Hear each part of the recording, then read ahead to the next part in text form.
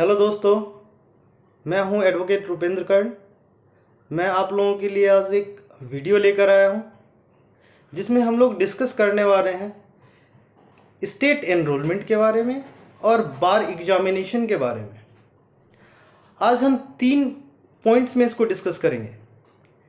एक है enrolment process, AIB examination, preparation कैसे किया जाए ऑल इंडिया बार एग्जामिनेशन के लिए। ये बहुत बड़ा चैलेंज होता है।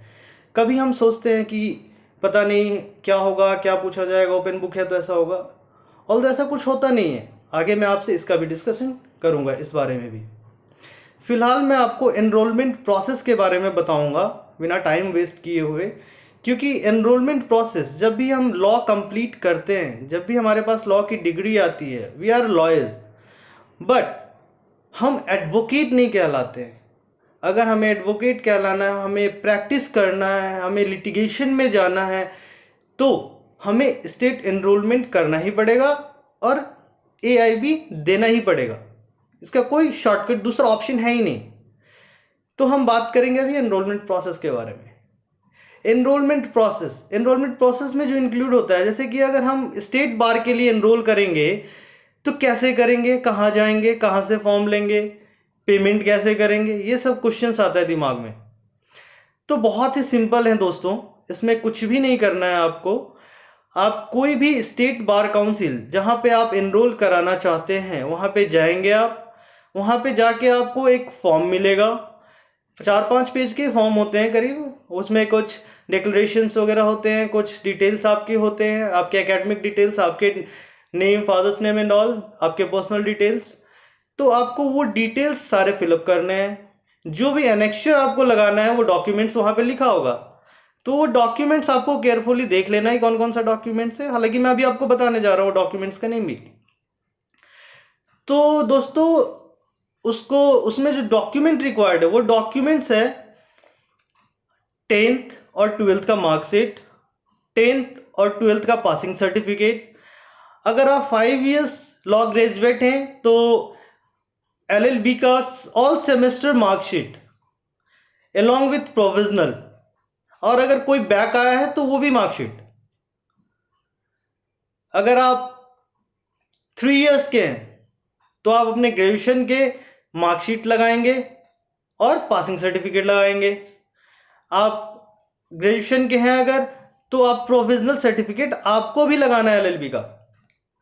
उसके बाद ये सारे डॉक्यूमेंट्स लगा के 4 फोटोग्राफ्स लगते हैं, ये लगा के एनेक्स करके आप सारे डॉक्यूमेंट्स बार काउंसिल में आप जमा कर देंगे। जब आप जमा कर देते हैं तो स्क्रूटनी के लिए जाता है, वो इंटरनल प्रोसेस होता है हर बार इस स्टेट बार का। तो उसमें स्क्रूटनी होने के बाद में आपको 10 to 15 डेज अराउंड लगता है, फिर वो लिस्ट निकालते हैं। उससे आपको, अगर वेस्ट बंगाल की बात करें तो वहाँ पे फाइल नंबर आपको इशू हो जाता है, जिससे आपको फाइल नंबर मिल जाएगा।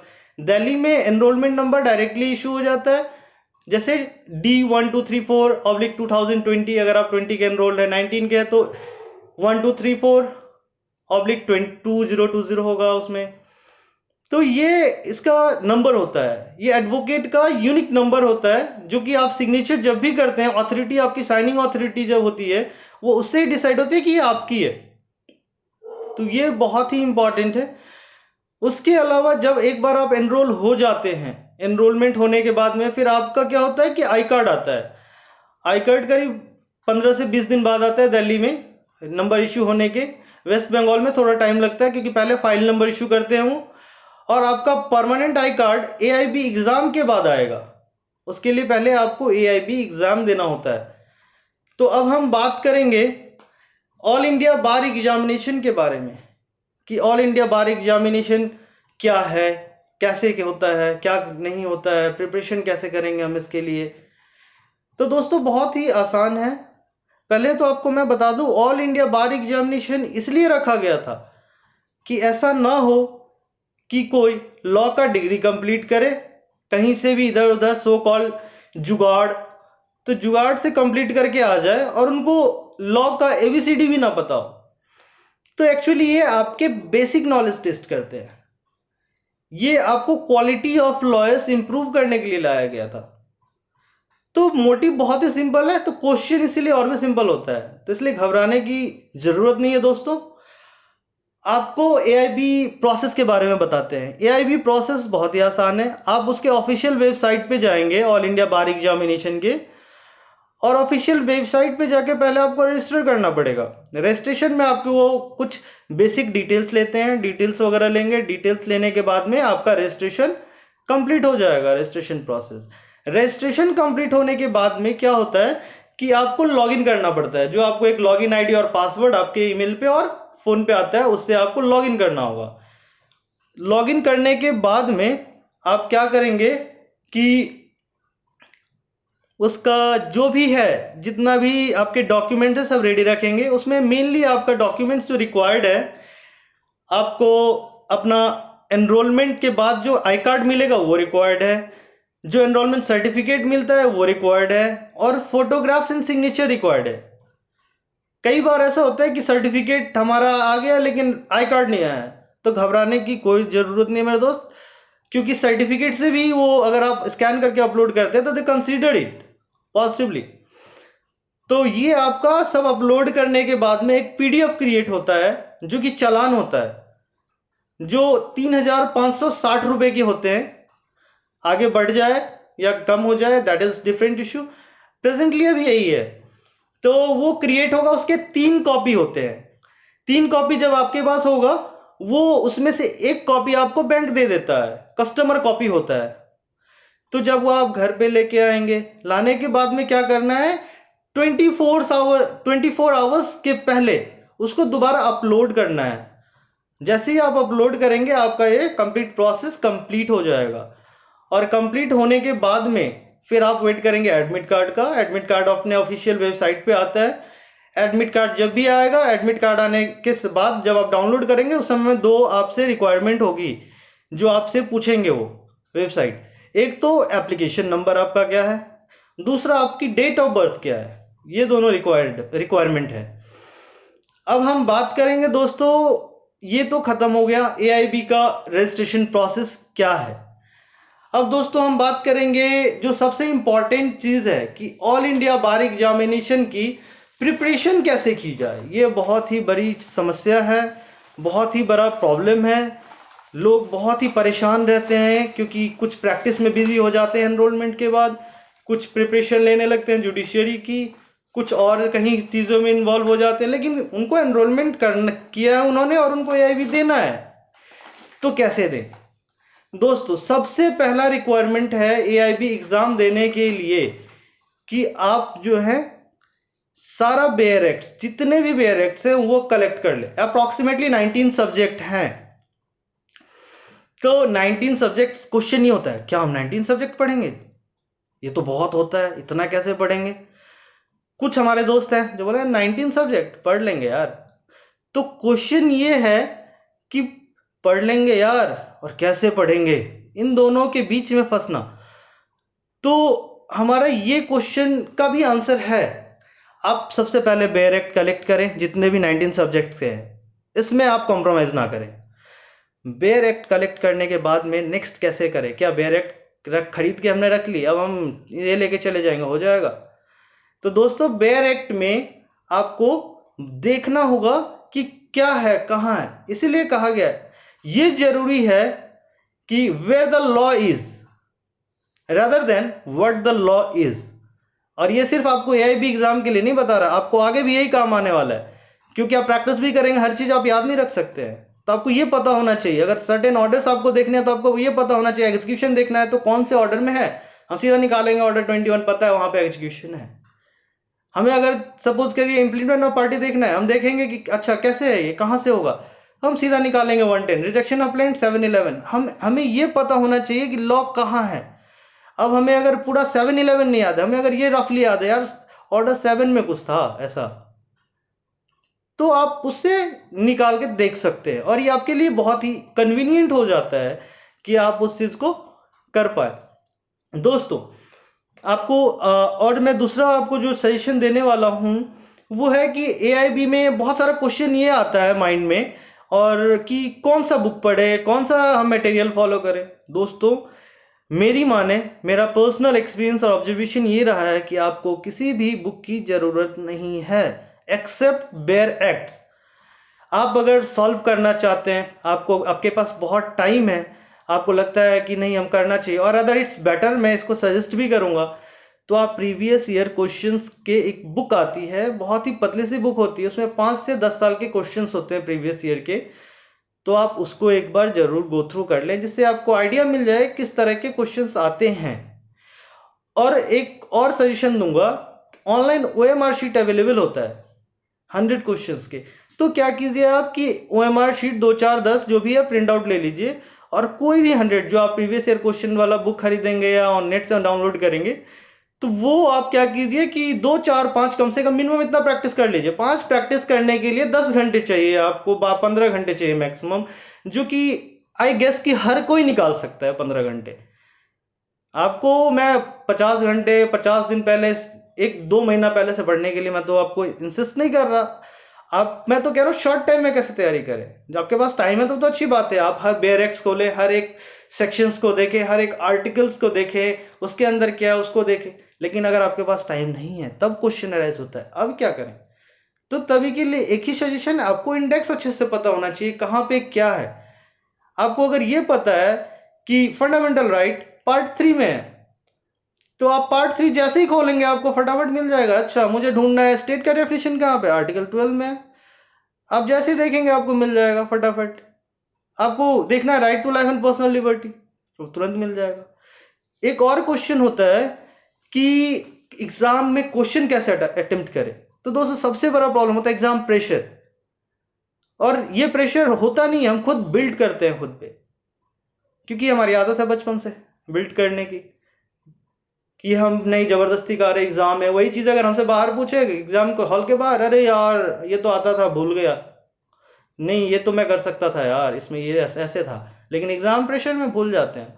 तो इसीलिए आप ये जरूर ध्यान रखें कि जो भी चीज़ आप एग्जाम में लेके जा रहे हैं, हर एक बेरेक्ट्स आपका उसमें हो। आपको अगर कुछ एक्सटर्नल कैरी करना है वो कर सकते हैं, ऑल्दो बुक रिक्वायर्ड नहीं है, लेकिन बेरेक्ट सारे आप लेके जाएं। उसमें से कुछ इंपॉर्टेंट सब्जेक्ट मैं इसलिए यूज कर रहा हूं क्योंकि ये जो है मैक्सिमम मार्क्स कैरी करता है। आपको 6 सब्जेक्ट, आप बिलीव मानेंगे 5 से 6 सब्जेक्ट में आपके 60 मार्क्स अराउंड सिक्योर हो जाएंगे, और आपको पास के लिए चाहिए 40, नेगेटिव मार्किंग होता नहीं है। तो आपको डर किस बात का, इसमें रैंकिंग होती नहीं है, क्योंकि आपके उस पर सिर्फ पास लिखा होता है। और वो 5-6 सब्जेक्ट है, IPC, CRPC, CPC, evidence, constitution and family law, 6 subject हुए। ये तो 6 सब्जेक्ट है जो कि हर कोई पढ़ता है। जूरिस्प्रूडेंस होता है ना, तो 1 मिनट के लिए यार जूरिस्प्रूडेंस बोरिंग है यार, कैसे पढ़ूं, ये तो हर कोई पढ़ के आता है, आप भी तो पढ़ा होगा, कर ही लेंगे आप तो, यकीन है कर लेंगे।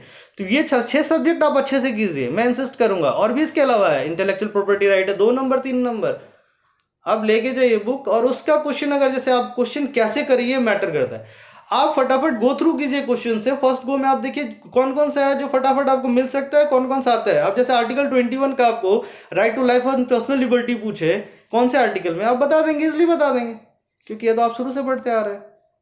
तो वो सब फटाफट आपका खुद ही हो जाता है। फिर भी आप कंफर्म करना है तो भी आपको 2 मिनट भी नहीं लगना है। हर क्वेश्चन के लिए अप्रोक्सीमेटली आपको 1.25 से 2 मिनट तक मिलने वाला है, अप्रोक्सीमेटली 2 मिनट्स, कम नहीं होता यार। यहाँ पे देखो इतना कॉम्पिटेटिव एग्जाम है जहाँ पे 30-40 सेकेंड्स मिलते हैं क्वेश्चन के लिए, जहाँ पे आपको सब सोचना है कैसे करना है। उतना ट्रिकी तो क्वेश्चन भी नहीं आता है हमारे लॉ में, AIB एग्जाम में, जुडिशरी का तो एग्जाम है नहीं। तो इस तरह से आप ये भी कंप्लीट अपना कर सकते हैं, और यही है प्रिपरेशन का बस, और इसमें कुछ खास तो मुझे लग नहीं रहा है। बाकी अब आपको मैं बताने वाला हूं कि क्या इसमें केस लॉज बहुत आते हैं। तो जी केस लॉज के बारे में आपको बताऊं, बहुत ही कम केस लॉ आते हैं, और बहुत ही फेमस केस लॉ आते हैं, जैसे केशवानंदा भारती का कुछ हो गया, या फिर इतने ऐसे आते हैं जो आप इजिली कर देंगे। तो केस लॉ का आपको उतना फोकस नहीं करना, उतना स्ट्रेस नहीं लेना है, क्योंकि आप, हमें कितने चाहिए, हमें चाहिए 40 भाई। 40 से ज्यादा आए तो वेल एंड गुड, नहीं आए तो नहीं आए। मेरा टारगेट होगा 50 से 60 क्वेश्चन करेक्ट करना। 60 क्वेश्चन हमने करेक्ट किया, जो कि 6 सब्जेक्ट में हमारा कवर हो जाएगा, सिर्फ 6। तो बस इतने अगर हो गए तो हमें क्या चाहिए, 6 सब्जेक्ट तो हम पढ़ लेंगे। पूरी रात में जो हम सब्जेक्ट एक कंप्लीट कर सकते हैं, 6 सब्जेक्ट 6 रात, एग्जाम जैसे देते हैं हम LLB के। अब हम बात करेंगे डूज एंड डोंट्स, क्या हमें करना चाहिए और क्या नहीं करना चाहिए। तो डूज में है, अब go through all the bare acts, remember the index, watch ले जाना आप ना भूले, याद रखिए आप घड़ी बिल्कुल ले जाना ना भूले, क्योंकि टाइम कैसे निकलता है ये पता नहीं लगता। आप क्या करें, जब भी आप वो सब बुक लेके जाएंगे तो आप कुछ देर पहले एग्जाम सेंटर्स पहुंचे, और जब एंटर होते ही आप फटाफट पहले अपना बुक जो भी आपको प्रोवाइडेड स्पेस है, 6 सब्जेक्ट तो फटाफट ऊपर ही रखना आप, और बाकी के भी अरेंज करके रखना उसी हिसाब से जिस हिसाब से आपके प्रिपरेशन ऑर्डर हो, कि ये मुझे इसका इंडेक्स पता है तो वो सब्जेक्ट, बाकी का तो आप स्किप करते जाना, शुरू में टाइम मिले लास्ट में कर लेना, वैसे मिलेगा लास्ट में आप कर लेना उसको। और क्या करना है हमें, more focus on constitution, IPC, CrPC, evidence and family law. और टाइम मिले कॉन्ट्रैक्ट भी कर लेना, उसमें भी है, लेकिन कॉन्ट्रैक्ट में नेगोशिएबल इंस्ट्रूमेंट भी है इंक्लूडेड, और स्पेसिफिक रिलीफ भी है। तो 8 नंबर तो है वहां पे, बट आपको 3 सब्जेक्ट पढ़ने हैं उस 8 नंबर के लिए। आपको और क्या करना है, ऑलरेडी मैं आपको बता चुका हूं डूज में, solve previous year questions. Don't, क्या हमें नहीं करना है, जो हमें बिल्कुल इग्नोर करना है, बिल्कुल नहीं करना है हमें, बिल्कुल नहीं मतलब बिल्कुल नहीं। Do not get panic before और ड्यूरिंग द एग्जामिनेशन। और क्या करना नहीं है हमें, कोई भी इलेक्ट्रॉनिक गैजेट हम लेके नहीं जाएंगे, क्योंकि बहुत सारा टेंशन होता है। आप फोन लेके गए, आपका कॉस्टली फोन है तो आपका टेंशन सारा फोन पे रहेगा, अब एग्जाम में क्या लिखेंगे। तो फोन बेटर है कि हम कैरी ना करें, क्योंकि वहां पे ऐसा कोई ये नहीं होता है कि आप यहाँ पे रख दें आपका सेफ है, कोई ये कहे कि खो जाएगा तो हम दे देंगे, ऐसा कोई सिक्योरिटी नहीं देता। तो इसलिए हम आपको डोंट्स में कहेंगे कि आप फोन लेके बिल्कुल ना जाएं, और कोई भी अदर इलेक्ट्रॉनिक गैजेट लेके ना जाएं। डोंट्स में एक और चीज भी है जो मैंने आपको डूज में बताया है, वो है कि घड़ी ले जाना ना भूलें। और क्या है, मैंने बहुत सारी वीडियोस देखे हैं एक्चुअली, वो बोलते हैं क्वेश्चन पे ये टिक कर दो, ये कर लिया या नहीं कर लिया। यार इसकी ज़रूरत क्या है, आप ही मुझे बता दो। OMR शीट होता है आपके सामने, 1 पेज का शीट है, आपको क्लियर दिख जाएगा ये क्वेश्चन मेरा बाकी है, ये नहीं है, ये हमने किया, ये हमने नहीं किया। और उससे भी बहुत ज़्यादा अगर ज़रूरत है तो एक पेंसिल लेके एक पॉइंट वहाँ लगा दो, आप पॉइंट लगा दो, क्योंकि आप देखो लॉयर्स हैं हम, एडवोकेट बनने जा रहे हैं, we should abide by the law. हम वहाँ पे अगर लिख देंगे तो it is against the law, हमारे अगेंस्ट अगर वो चाहे तो कोई एक्शन भी ले सकते हैं, तो हम उनको चांस क्यों दे एग्जाम सेंटर में, हम अपना क्यों स्ट्रेस बढ़ाएं। बस आज का वीडियो इसी के, और लेट बिल्कुल ना पहुंचे, आज का वीडियो मैं इसी के साथ समाप्त करता हूं। दोस्तों अगर आपको मेरा वीडियो पसंद आए तो जरूर आप कमेंट बॉक्स में अपनी ओपिनियन और सजेशंस दें, जिससे कि मैं आपके लिए और अच्छा वीडियो बना पाऊँ। अपने नेक्स्ट वीडियो में क्या टॉपिक रखूँ ये भी आप लोगों का सजेशन देंगे तो बेटर होगा। Thank you very much for watching this video. Bye bye, take care.